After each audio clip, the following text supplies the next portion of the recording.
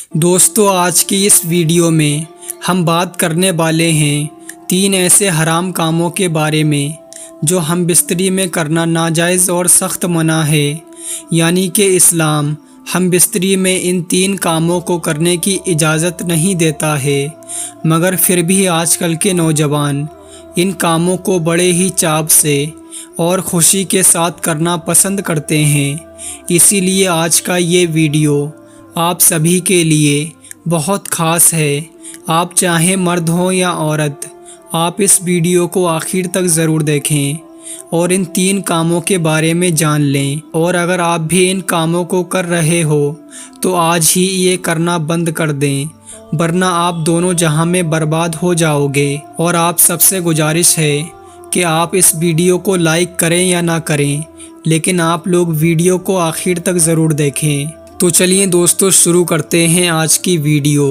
دوستو جن 3 کاموں کا ذکر یہاں کرنے والے ہیں، یہ 3 کام ہی ایسے ہیں جن کا ہم بستری میں دھیان رکھنا بہت ہی ضروری ہے، کیونکہ یہ 3 کام اسلام میں ناجائز اور حرام ہیں اور سخت گناہ کا کام بھی ہے، مگر آج کل نئی نسل کے نوجوان ان گناہوں میں زیادہ ہی گرفتار ہو رہے ہیں، اور بہت ہی تیزی کے ساتھ میں ہماری نئی نسل کے نوجوانوں میں یہ کام عام ہوتے جا رہے ہیں۔ اور اس کی ایک بہت ہی بڑی وجہ ہے انٹرنیٹ پر گندی فلمیں دیکھنا، گندے پوسٹ اور گندے ویڈیو دیکھنا، سوشل میڈیا کا بہت ہی زیادہ غلط استعمال کرنا ان حرام کام کو کرنے کی یہ سب سے بڑی وجہ ہے، اور ساتھ ہی دین سے دور اور مسائل کی صحیح جانکاری نہ ہونے کی وجہ سے بھی آج کل کے نوجوان ان حرام کام کو کرنے میں لگے ہوئے ہیں۔ اب آپ کو وہ 3 کام بتاتے ہیں جو ہم بستری میں کرنا ناجائز اور حرام ہے۔ نمبر 1، پیچھے کا مقام۔ دوستو پہلا کام ہے عورت کے پیچھے کے مقام سے ہم بستری کرنا۔ یاد رکھیں، عورت کے پیچھے کے مقام سے ہم بستری کرنا اسلام میں ناجائز اور حرام کام ہے۔ شادی کے بعد عورت کے ایک خاص مقام میں ہم بستری کرنا شریعت میں حلال قرار دیا ہے۔ اللہ تعالیٰ نے اس کام کو جائز قرار دیا ہے۔ اب جو لوگ اس جگہ کو چھوڑ کر ناجائز اور حرام کام کو پسند کرتے ہیں، اس میں ہم بستری کرتے ہیں، تو نہایت ہی یہ گندا اور غلط کام ہے۔ یاد رکھیں، یہ کام اسلام میں حرام کام ہے۔ اس کے بارے میں آپ سمجھ لیجئے۔ اگر کسی آدمی کے سامنے بہت ہی اچھا، بہت ہی عمدہ گوشت لذیذ رکھا ہوا ہے اور ایک طرف حرام گوشت رکھا ہوا ہے، اب اگر وہ آدمی حلال گوشت کو چھوڑ کر حرام گوشت کو پسند کرتا ہے تو اس سے بڑا بے وقوف آدمی کون ہوگا۔ اللہ تعالیٰ نے عورت کے ایک خاص مقام میں ہم بستری کرنا جائز قرار دیا ہے۔ اگر کوئی آدمی اس مقام کو چھوڑ کر عورت کے پیچھے کے مقام میں ہم بستری کرتا ہے، یاد رکھیں اسلام میں یہ ایک حرام کام ہے، اسی لیے ہر انسان کو اس کام سے ضرور بچنا چاہیے۔ نمبر 2، ہم بستری میں ڈسچارج۔ دوستو ہم بستری میں دوسرا کام ہے ڈسچارج ہونا۔ بہت سے لوگ پوچھتے ہیں کہ کیا وہ اپنی بیوی کے منہ میں شرمگاہ دے کر ڈسچارج ہو سکتے ہیں؟ تو یاد رکھیں کہ یہ ایک ایسا کام ہے جو نہایت ہی گندا کام ہے۔ یہ ایک ایسا کام ہے جس کے بارے میں سوچنے پر ہی انسان کو گھن سی آتی ہے۔ یہ ایک بہت ہی گندا کام ہے۔ یہ کام بھی آج کل کے نوجوانوں میں بہت ہی تیزی کے ساتھ پھیل رہا ہے، اور پھیلنے کی وجہ یہی ہے کہ وہ دین سے بہت دور ہیں۔ اسی وجہ سے آج کل کے نوجوان اس گندے کام کو کرنے میں مبتلا ہو رہے ہیں۔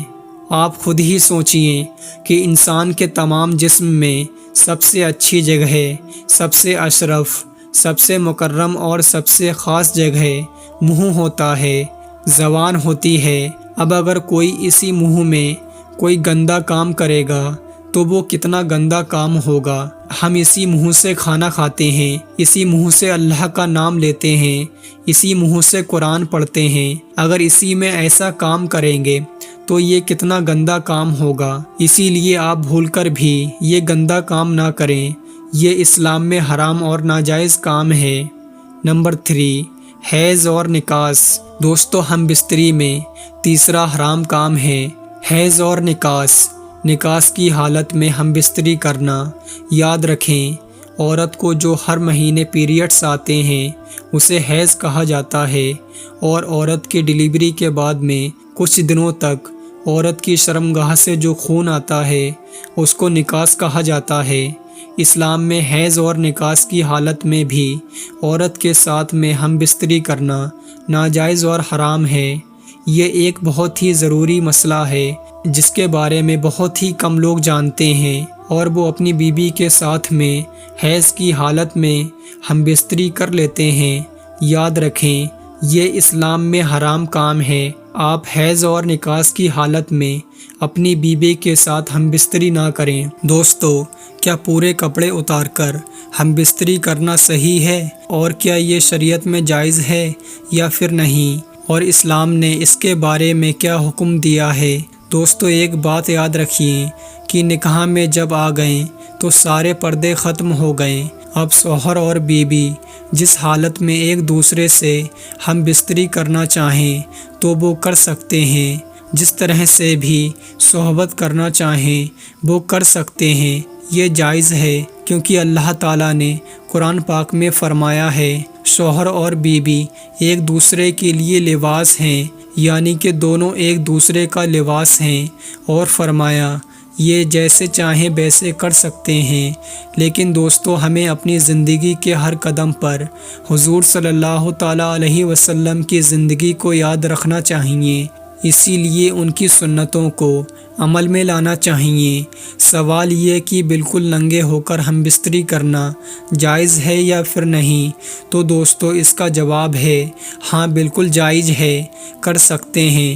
لیکن اس حدیث کو سامنے رکھیے، حضرت عائشہ رضی اللہ تعالیٰ عنہا فرماتی ہیں کہ پیارے نبی حضرت محمد مصطفیٰ صلی اللہ تعالیٰ علیہ وسلم نے کبھی حضرت عائشہ رضی اللہ تعالیٰ عنہا کا جسم مبارک نہیں دیکھا، اور آپ نے بھی کبھی حضرت عائشہ رضی اللہ تعالیٰ عنہا کا جسم مبارک نہیں دیکھا۔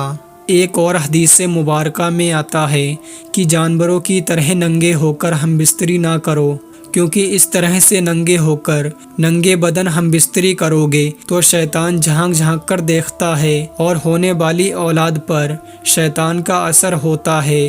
ایک اور حدیث مبارکہ میں ہے کہ اللہ پاک حیا والے اور حیا والوں کو ہی پسند کرتے ہیں۔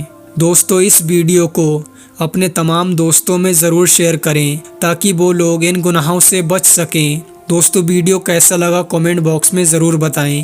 ویڈیو کو لائک، چینل کو سبسکرائب کر کے بیل آئیکن پریس کر لیں، اور اس ویڈیو کو اپنے کچھ قریبی دوستوں میں ضرور شیئر کریں۔